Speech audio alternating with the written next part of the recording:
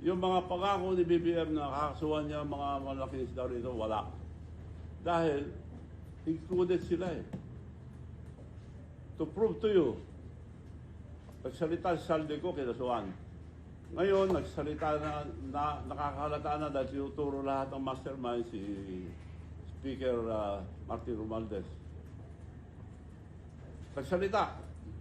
Sinabi niya yung mga tao, Public Works and Highways, and Executive ang involved yan. Ibig sabihin, BBM ang involved yan. So, from the very beginning, sinasabi ko na siya mastermind. Ginamit lang si Saldico at si Martin Romualdez. Nag-uusap yung magpinsan. Ngayon, nahalata nyo, Ombudsman at DOJ, kinakasuhan agad yung mga nagsasabi totoo. Ito, nagsalita si Martin Romualdez, bakit hindi to? Unang-una, sinabi nila, kakasuhan namin si Martin Romualdez. Nilagyan na nila ng hindi siya pwede makalabas sa ibang bansa. Tapos, nagsalita si Martin Romualdez,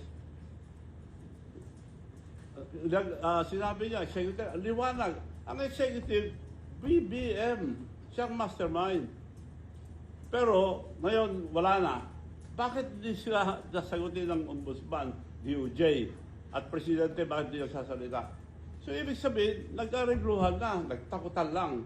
Dahil lalaglang nila si Martin, kung ilaglang niya, sasabihin niya mastermind. Yun lang yun.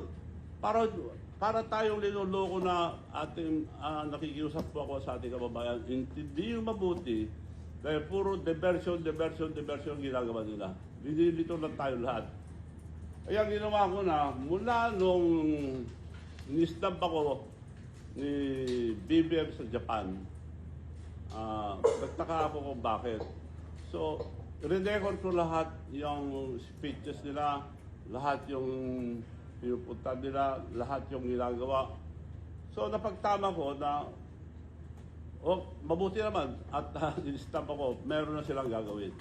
So, dinokumento ko lahat ang Public Works and Highways, record po galing sa Malacanang and Public Works and Highways 2. Isa lang muna sasabihin ko ngayon para di marito ang ating kababayan.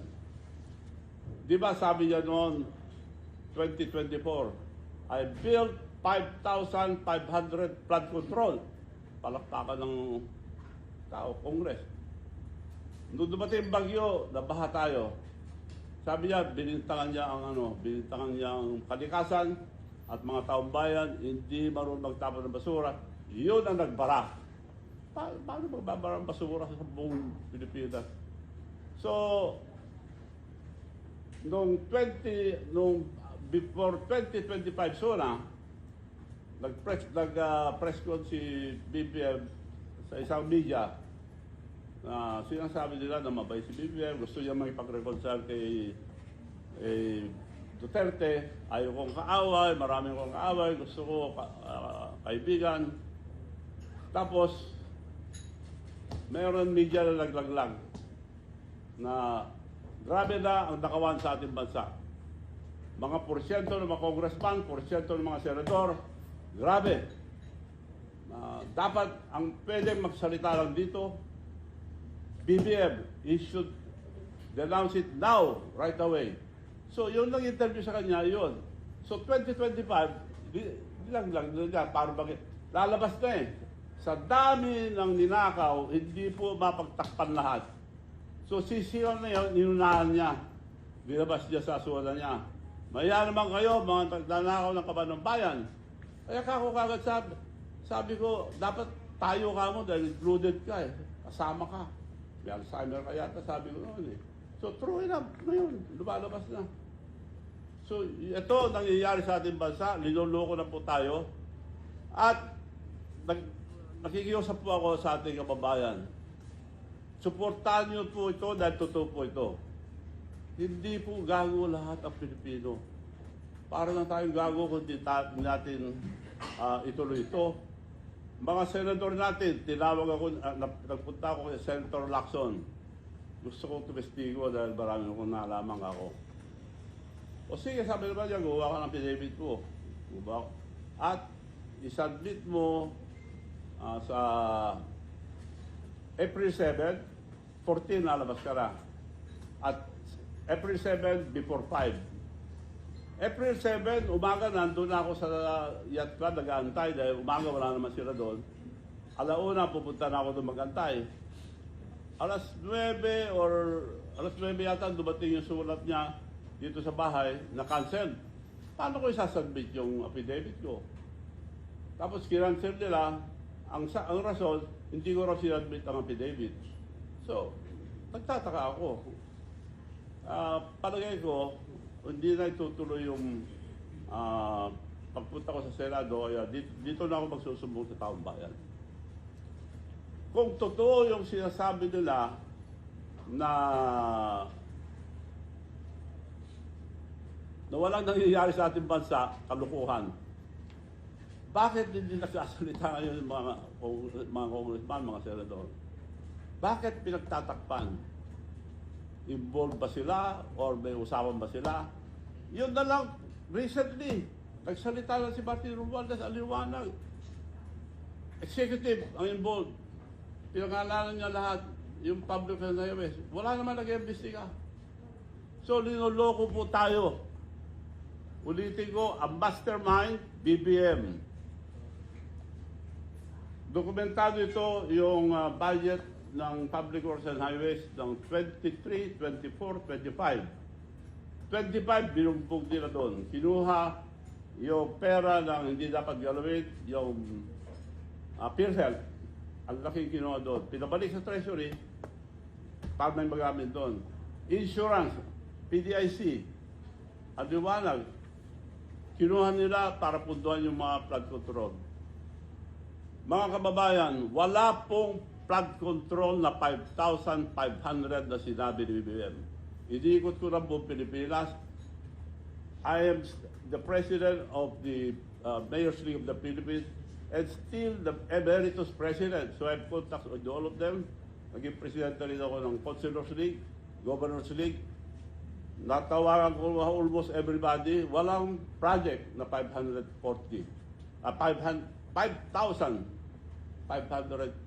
project. Now, isa lang ilalabas ko ngayon para hindi kayo malito. Doon na lang sa Ilocos Norte. Ang project nila doon, ang nakalagay nung una, flood control project ni Sandro Marcos, 540. Pinalit-palitan nila yan, tapos ilinito yung ano, pero yung document namin, na total of 15.7 billion ang napunta sa distrito niya, hindi duman sa region, diretso. Kaya hinati-hati nila ron para hindi na ibid ng public ang region. Dokumentado po lahat to. So mga babayan, niloloko na po tayo. Anong gagawin natin? Manunod na lang tayo. Ang pinakamasama sa lahat, 19 trillion lang utang natin. And we are paying 2 trillion yearly debt payment. Ano mangyayari sa ating bansa? Mga kinabukasan ng mga bataan. Pati hindi pa pinanganak, may utang na. No way na makabaon na po tayo kung di natin sila pahinto itong paggawan na ito. Kailangan sama-sama po tayo.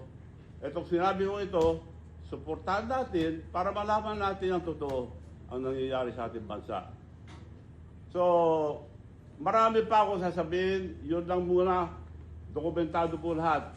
Yung ibang ginagawa nila. Noong pang Senator si BBM, may kaso na. Si Lisa Marcos, siya nagpapatakbo isa ngayon, marami rin ginagawa ngayon. Even when Senator pa lang si BBM, nakikialam na, may mga ginagawa na si Lisa Marcos. So ito ang nangyayari, ang binuto natin, wala silang puso. Wala na hiya-hiya. Puro sinungaling ang sinasabi nila. So mga babayan, magising po tayo, nakikiusap po ako sa inyo lahat. Suportahan po natin ito para hanapin ang katotohanan. Yun ang gusto ng tao, ang Senate, wala namang ginagawa. So I'm appealing to the Senate. Tingnan niyo po itong sinabi ko. Kung hindi totoo, wala namang mangyayari sa ating bansa. Kung hindi tayo gagalaw lahat na isa, wala namang mangyayari sa ating bansa. So dokumentado po lahat to. Si BBM ang mastermind. Ang liwanag yung sinasabi ni Martin Romualdez. Involved ang executive. Sino executive? Marcos, BBM. So siya po ang mastermind. Ni-recruit lang nila sa Saltico para gumawa, gawin yung mga marami itong mga flood control, lahat ng flood control lang po ito. Yung ibang departamento, ang dami po. O wag na tayo mawala sa flood control. Marami pa yung mga iba. Puro nakawan po. Yun lang po masabi ko yun para hindi man ito ang ating kababayan. Sa susunod, mas marami po. So, if you have any question, para masagot ko.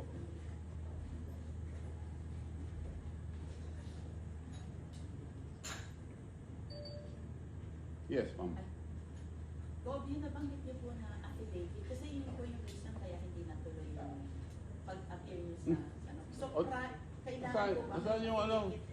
Lang. Kailangan po meron kayong prior submission sa kanya? Meron or dito. sa jury? Invitation muna. Oh, Mr. Luis Chavez Singson, President Emeritus League of the Philippines, Mayor's League of the Philippines, former Governor of Ilocos. Invitation and request for affidavit in the matter of sinabi rito. Ang sabi niya, isasubmit ko ito, please be advised that the Senate Blue Ribbon Committee hearing is tentatively scheduled for Tuesday, April 14, 2026, has been ito, siya mismo nagsulat the same day. Yung unang sulat niya, ito yung unang sulat.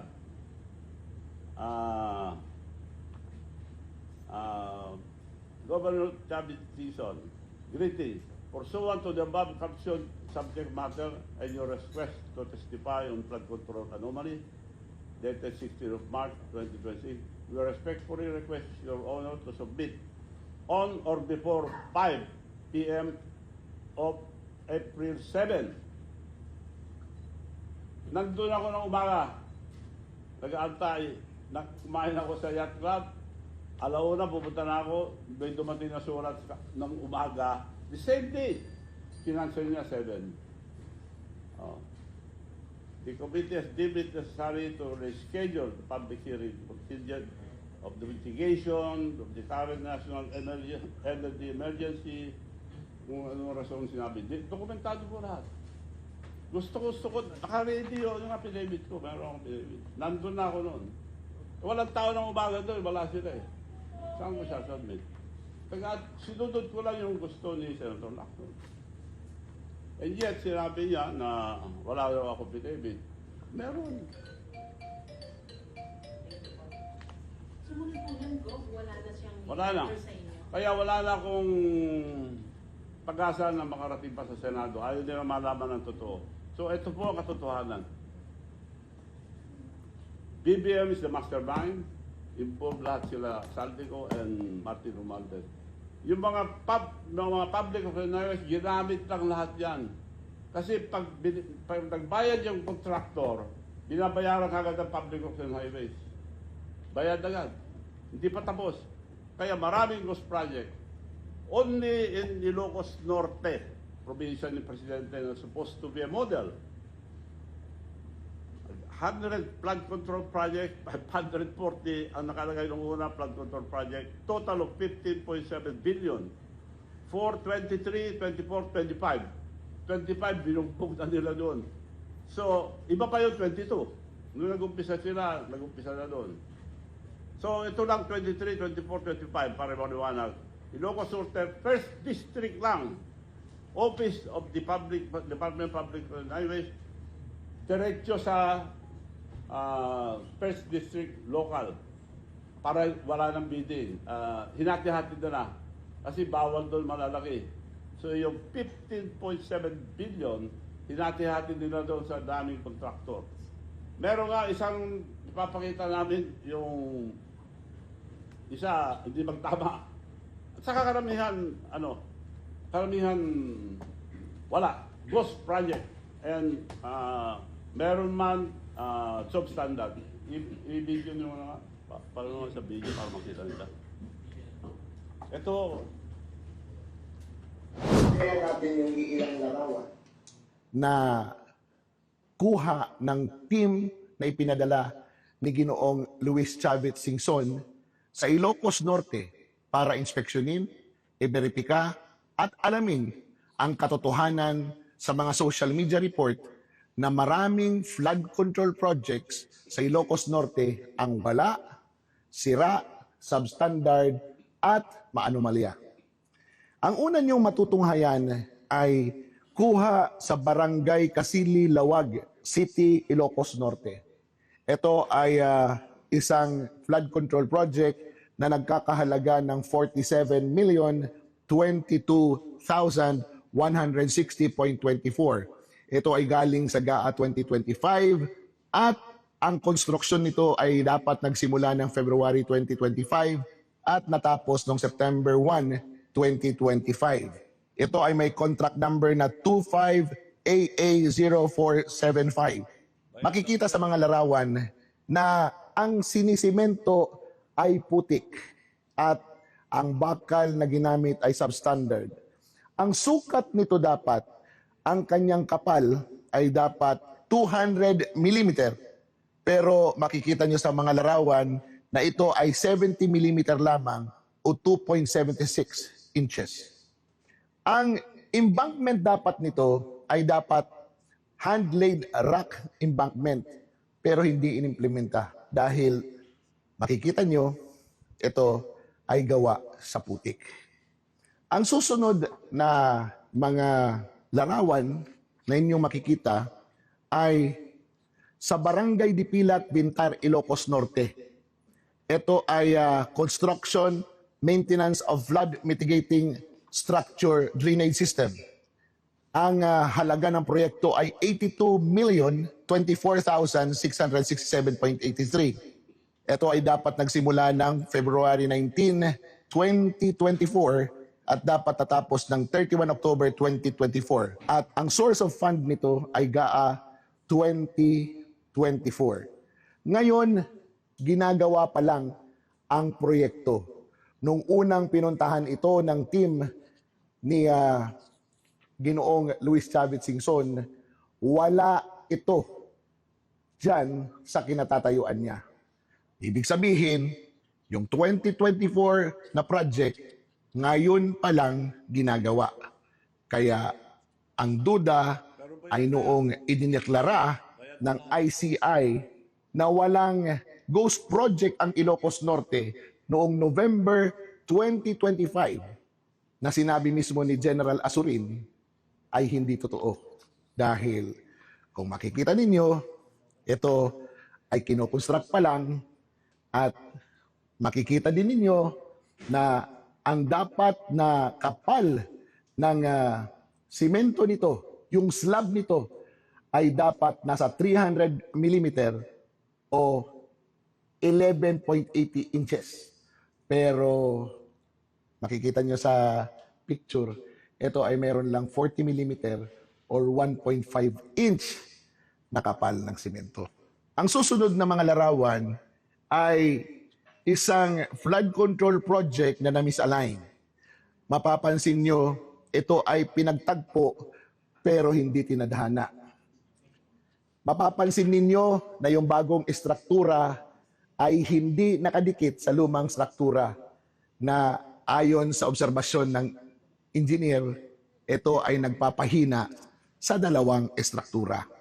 Ang budget ng proyektong yan ay 55 million. Ito ay nasa Bislac River, Barangay Tamdangan, Bintar, Ilocos Norte. Phase 2 ang project na ito.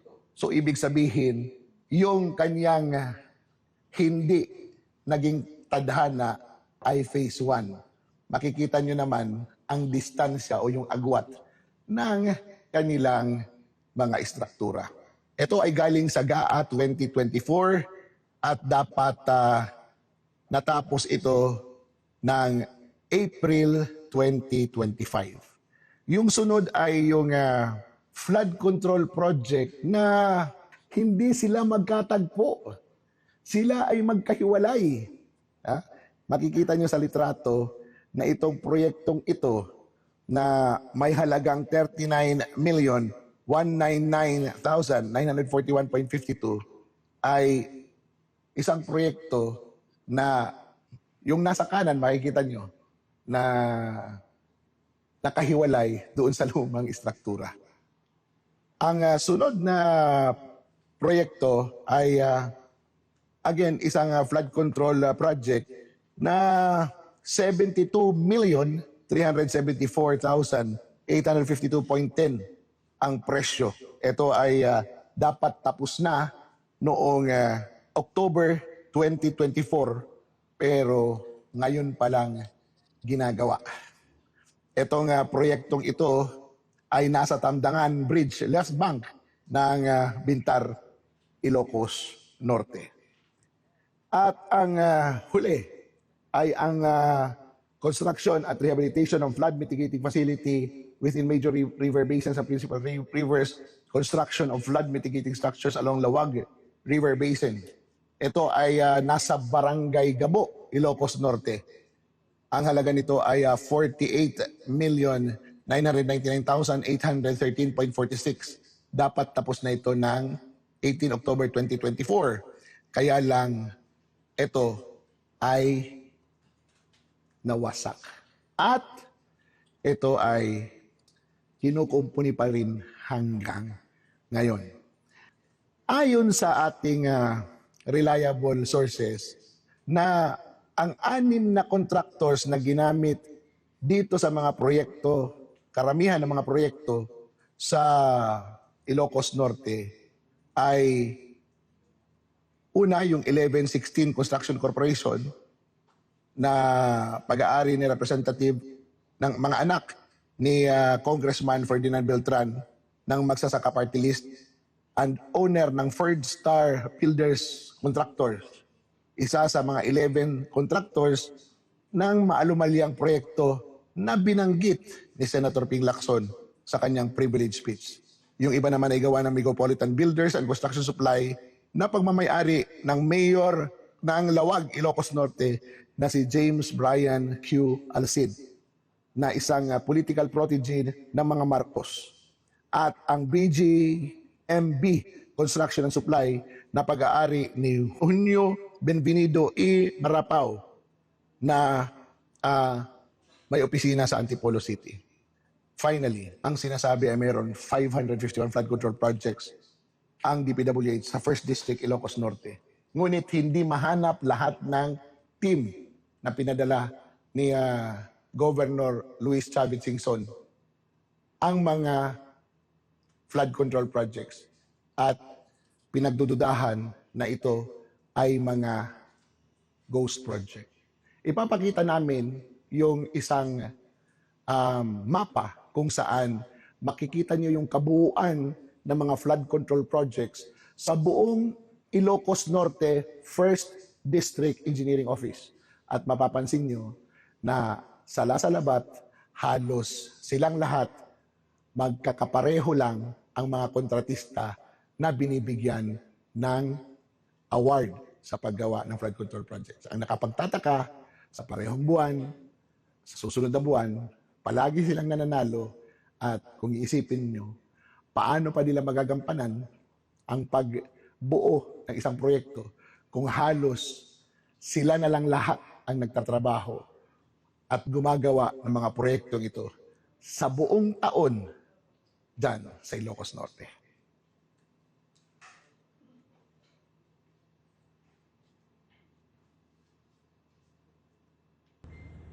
Yung pong mga project doon, sa district lang binibid, parang inaayos nilang bidding doon. So, hindi na dumadaan sa region, diretso. 15.7 billion, 23, 24, 25, pero pa 22 doon. Nung bago upo sila. Kukunti lang yon. Pero nakakapagtaka rin, kaya sila kapag-generate ng maraming punto yung mali-maleta, bawat contractor na kukuha, nagbabayad ng 25%. At binabayaran kagad. Umpisan pa lang, bayad na. Hindi yung may down payment na hindi yung nagda-down lang. Bayad lahat.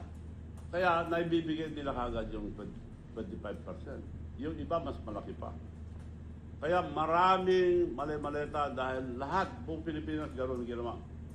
Yung mga subcontract, yung mga contractor, meron naman iba pero yung iba hindi na ginawa dahil hindi na nila kaya sa tinatanggal na porsyento. So, totoo po yung mali-maleta. Sa next, ano natin, yung mga Marines, iyon ang mga tunay na testigo. Yun ang tunay na mga bagong bayani natin at hindi natatakot pagsalita. Marami po silang lalabas at marami po silang sasabihin. Kaya lang, hindi inimbestiga yung sinasabi, sila inimbestiga.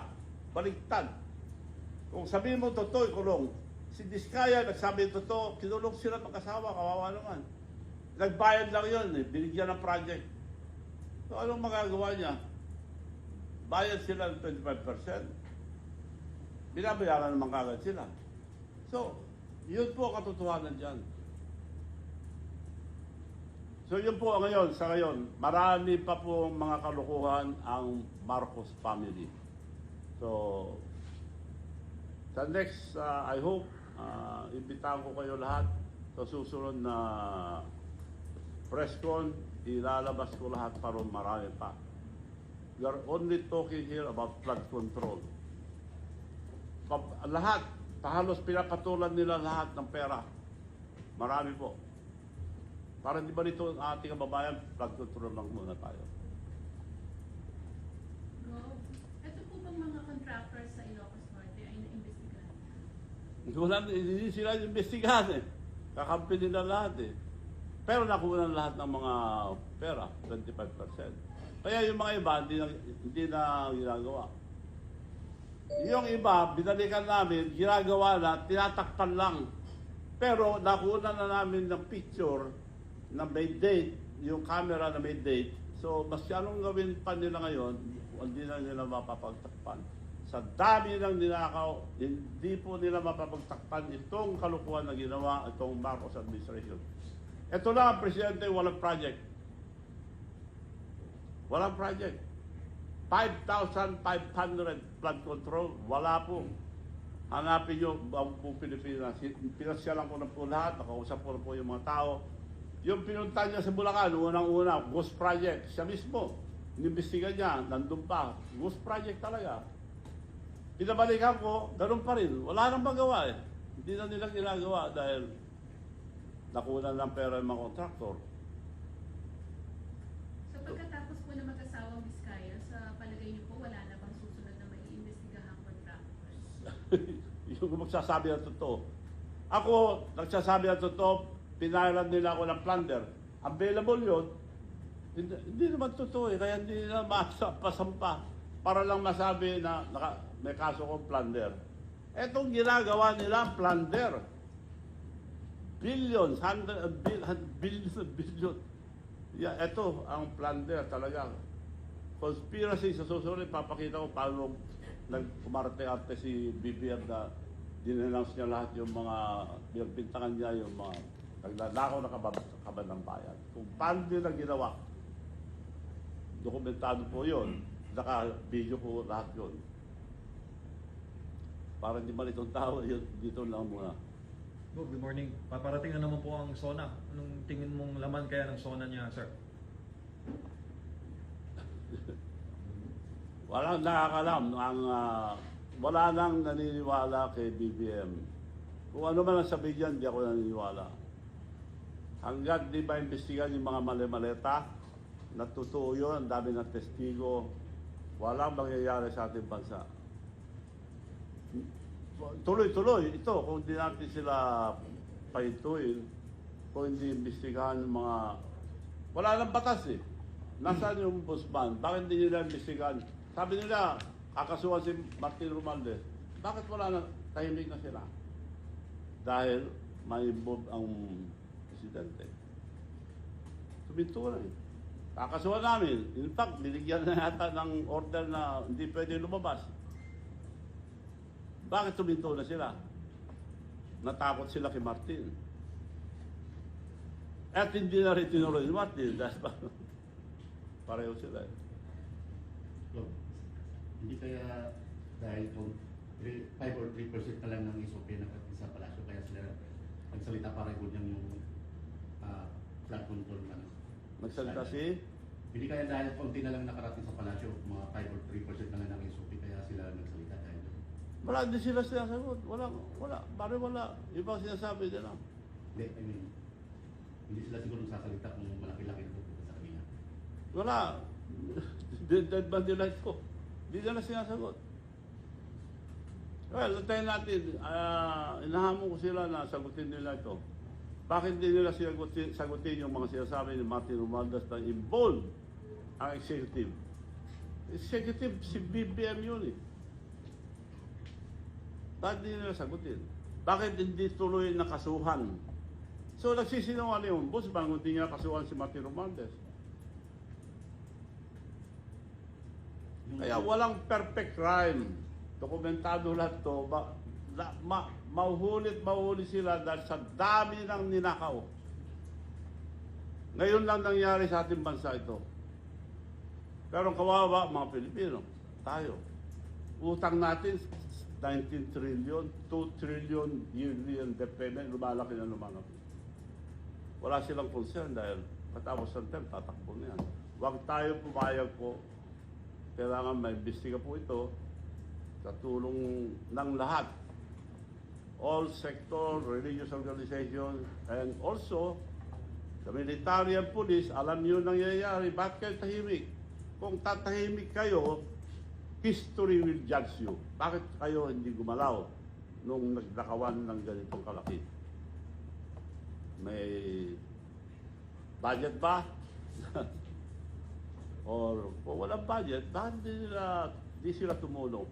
Sabihin nyo lang kako na ayaw nyo grabe korupsyon. Yun ang hiningi ko sa mga Armed Forces of the Philippines, PNP. Sabihin lang nila, ayaw namin grabe korupsyon. Huwag nyo sabihin, withdrawal support. I dare them. Wala bang sasabi. Dapat magsalita sila dahil kung pahintuin nila ito, kung maliligtas pa natin ang kinabukasan ng mga kabataan. Ang worry ko rito ang kinabukasan ng mga kabataan. Wala nang kinabukasan po. Babagsak itong gobyerno natin. Masisino pa uupo.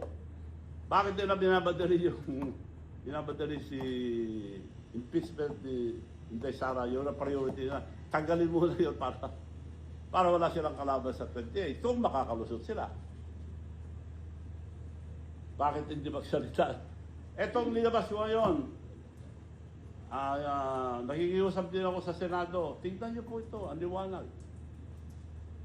Imbestigahan niyo po si Ombudsman, Martin Romualdez, bakit hindi kaya nakasuhan? Nagsalita. Sinabi niya, may pangalan pang sinabi Public Works and Highways. And the executive. Hindi ako mag-isa na bababa dito, sabi niya. Takutan lang eh. Natakot si Marcos, natakot ang ombudsman, hindi na kinasuhan. Kung totoo, kasuhan nila. Bakit sila tahimik?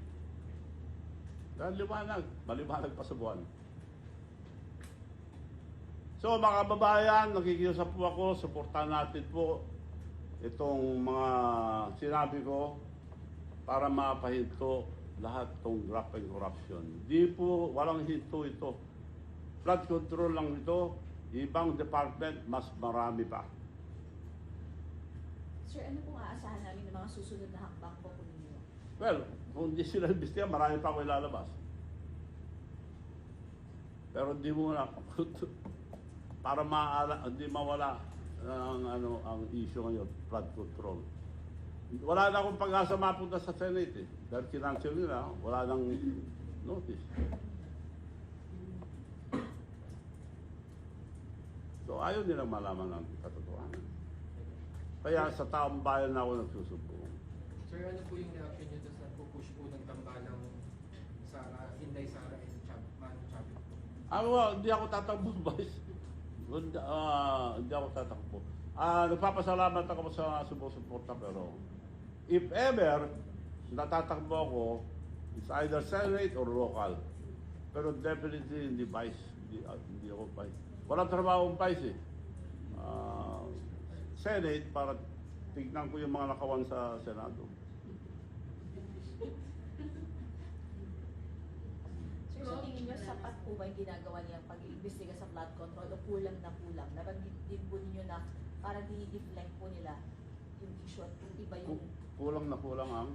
Sa tingin niyo po ba kulang na kulang yung ginagawa nila pag-iimbestiga ngayon? Yung ICI, kakampi nila eh. Yung Chairman Reyes, imbestiga pa lang sa Senate. Oy, hindi nyo pwede ilagay yan.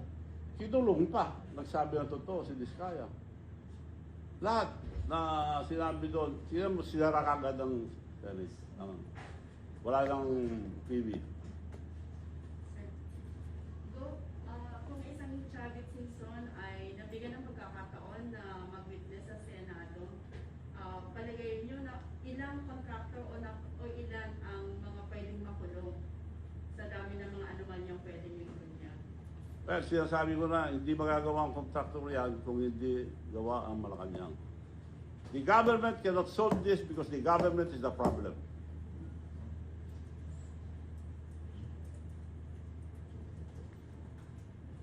Gov, nakailang rallies na ganito, pero parang wala pa rin pong nangyayari. Ano ba po yung sa tingin niyo pwede natin gawin kung yung panawagan niyo po sa taong bayan kung yung gobyerno nga po may problema? Yun nga, kaya nananawagan ako na sama-sama po tayo lahat. Suportahan ito para mapahinto na ang mga anomalya na tuloy-tuloy. Lalo tayong nababaon sa utang. Isipin natin ang mga future, ang mga kinabukasan ng mga kabataan. Mga nasa Congress, mga naka-Senate na sila dapat makatulong. Itignan nyo yung sasalita sa Congress, kinukulong, kinakasuhan. So lahat ng kinakasuhan. Ako kinasuhan din, pero fake. Plunder, available yan. Kung totoo yan, di kulong ako. Pero linagay lang doon para may kaso ako sa record. So, ganito po naman kay Jason, sa anong masasabi niyo doon? May nagsasabing silent martial law daw yung ginawa sa kanya. Si? Jason sa po. Dahil inaresto po si Jason sa dahil sa mga akusasyon niya tungkol sa pagkakasakit ng presidente. Hindi May ko nagsabi po na na silent martial law ang ginawa. Na maaaring maulit pa po sa ibang taga-media. Inaaresto po yung mga... Ay, na-arresto yung Sasalita ng against sa... Well, nagagawa nila lahat ang gusto nila eh. Basta hindi maganda sa kanila. At nagpapasalamat ako sa mga media na naglalabas ng katotohanan. Yung mga iba tahimik, hindi nilalabas. So, I hope tulong nyo sa ating bansa, isipin nyo ang kinabukasan ang mga kabataan, future of our children, isipin nyo po. Kailangan ilabas nyo ito dahil yung mga iba hindi lumalabas.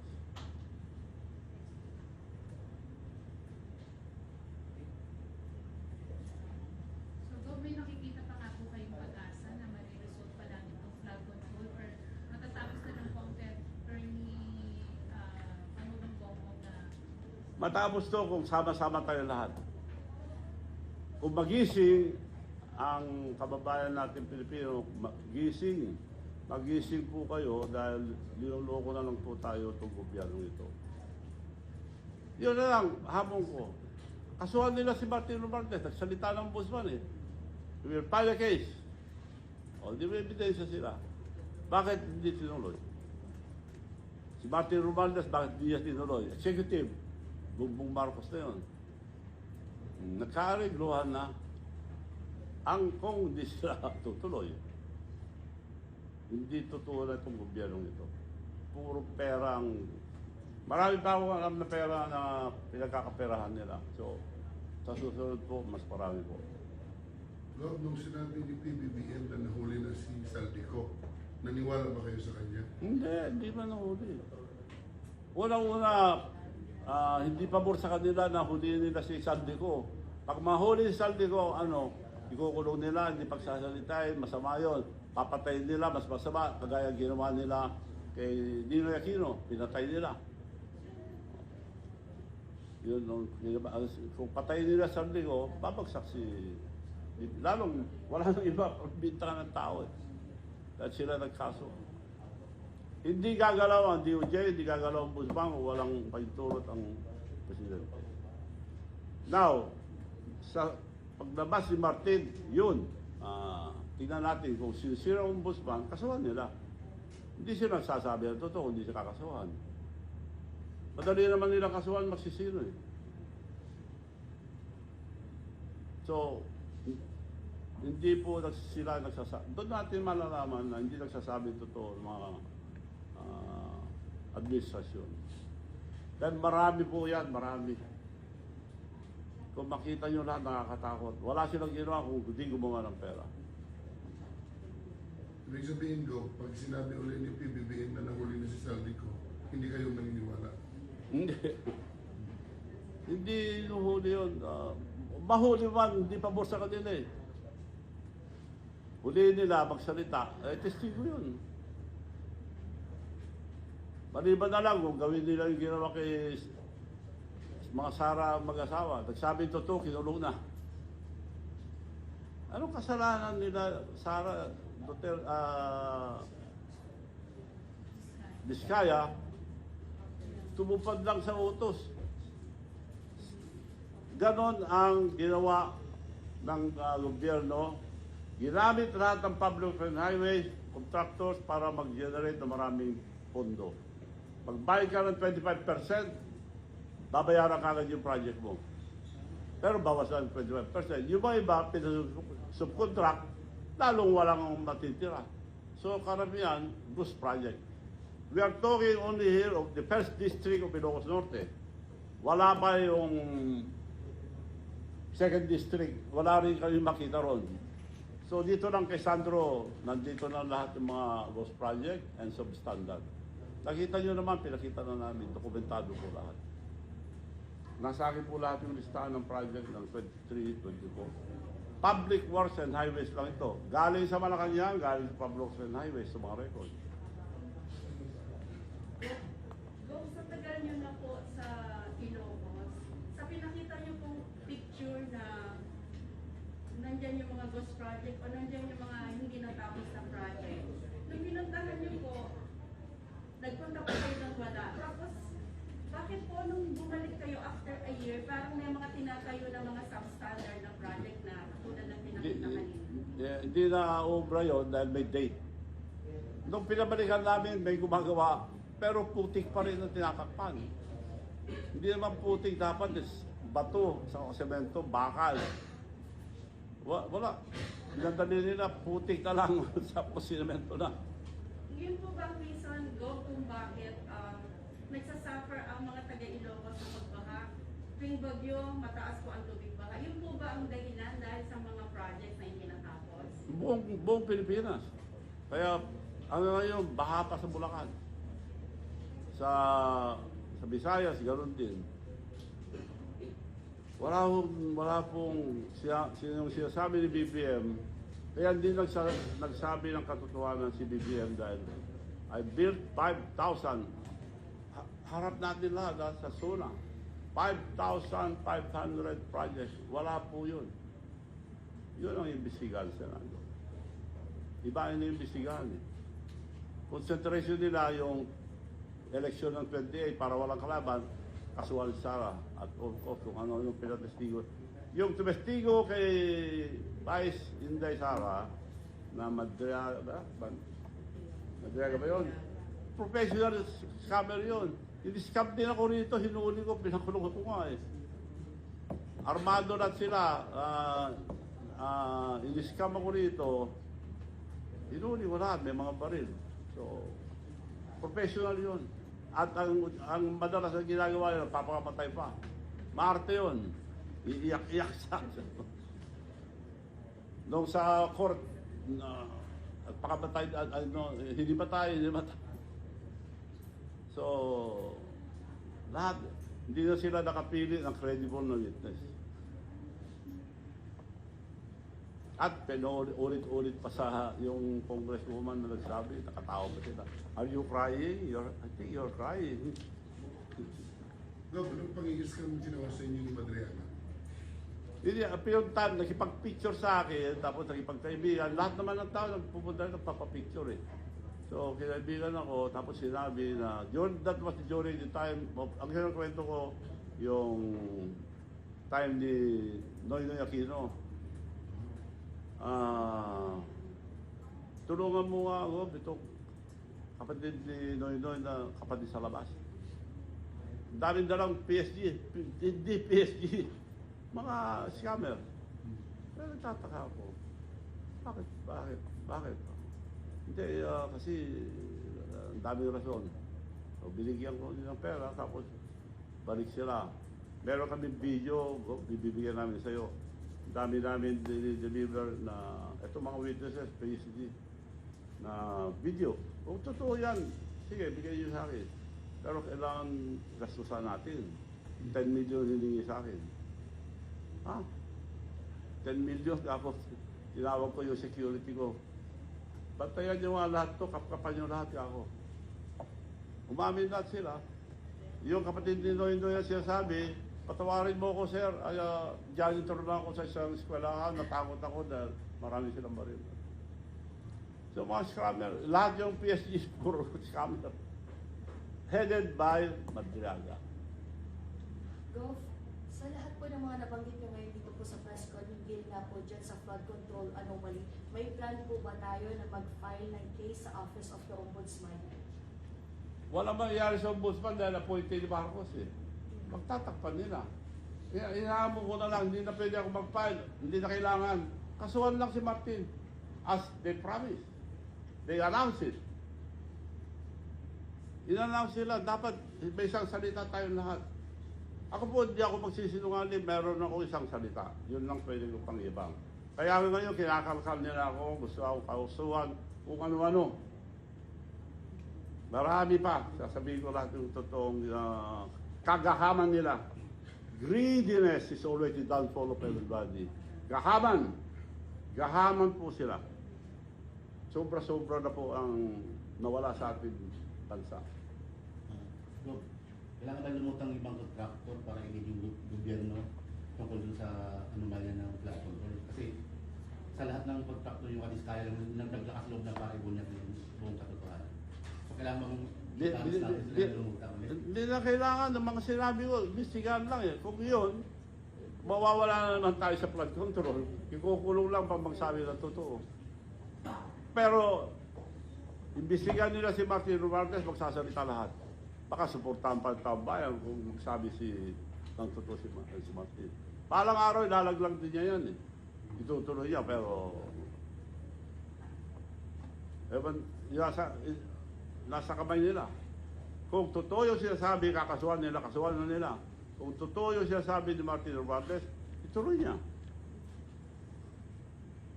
Hindi nila magawa dahil mastermind si BBM. So maliwanag po lahat ang sinabi mo ngayon. Marami po ako ilalabas.